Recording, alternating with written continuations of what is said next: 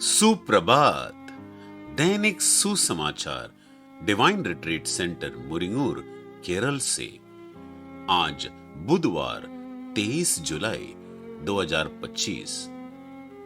ईश्वर के वचन को आज अपने हृदय में गहराई से जड़ पकड़ने दे, उसे ग्रहण करे, उस पर चले और उसे अपने जीवन को बदलने दे।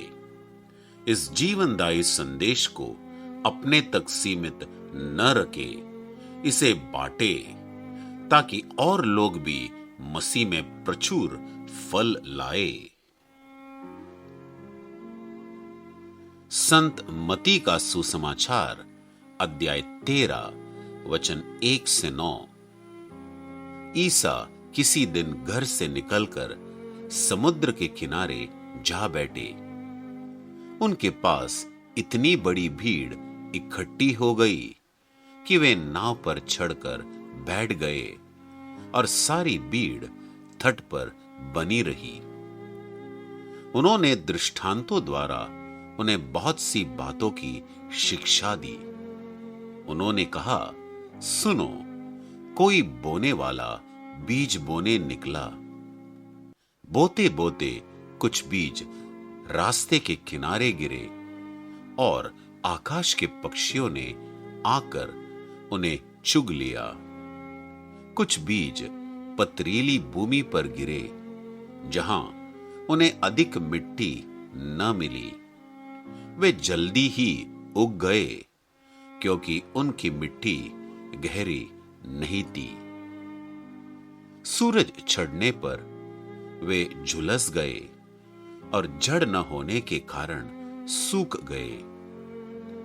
कुछ बीज कांटों में गिरे और कांटों ने बढ़कर उन्हें दबा दिया। कुछ बीज अच्छी भूमि पर गिरे और फल लाए, कुछ 100 गुना, कुछ 60 गुना और कुछ 30 गुना। जिसके कान हो वह सुन ले। सुसमाचार पर हम मनन चिंतन करें। ईश्वर का वचन बोए, भरपूर जीवन पाए। बोने वाले के दृष्टांत से हमें यह शिक्षा मिलती है कि यद्यपि बहुत लोग ईश्वर का वचन सुनते हैं, केवल वही लोग फल लाते हैं जिनका हृदय उत्तम भूमि के समान है। यीशु 4 प्रकार की भूमि का वर्णन करते हैं, जो वचन के प्रति अलग अलग प्रतिक्रियाओं का प्रतीक है। कुछ लोग इसे तुरंत खो देते हैं, कुछ आनंद से ग्रहण करते हैं, परंतु परीक्षाओं में गिर जाते हैं, और कुछ चिंता व सांसारिक इच्छाओं में घिरकर इसे दबा देते हैं। परंतु उत्तम भूमि विश्वास, धैर्य और ईश्वर के प्रति खुला हृदय है, जो प्रचुर फल उत्पन्न करता है।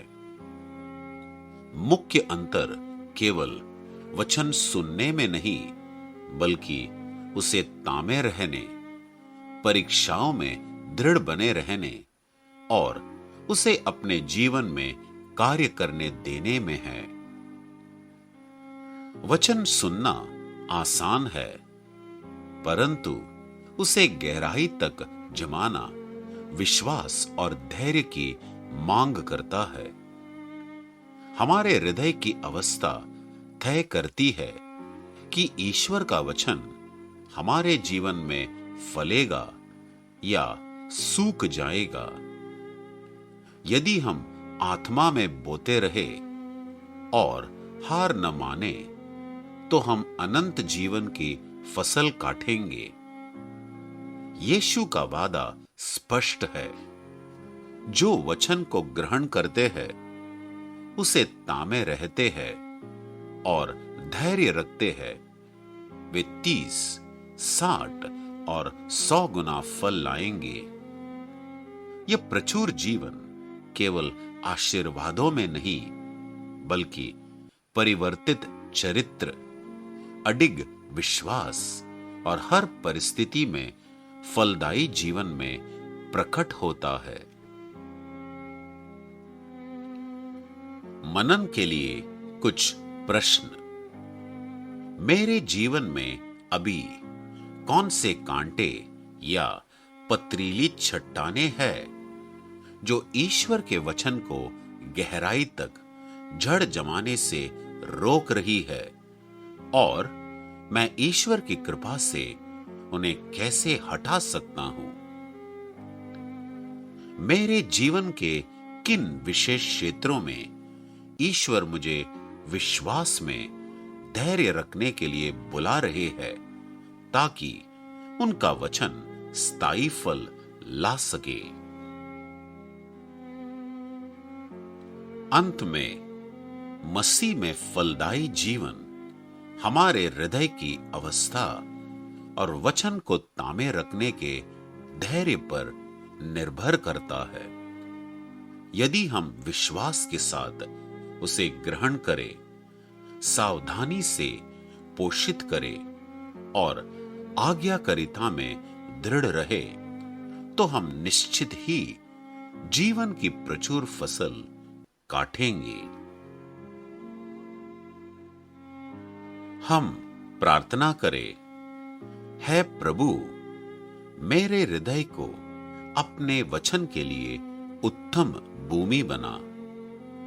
मुझे उसे दृढ़ता से थामे रखने, विश्वास में धैर्य रखने और तेरी महिमा के लिए प्रचुर फल लाने में सहायता कर।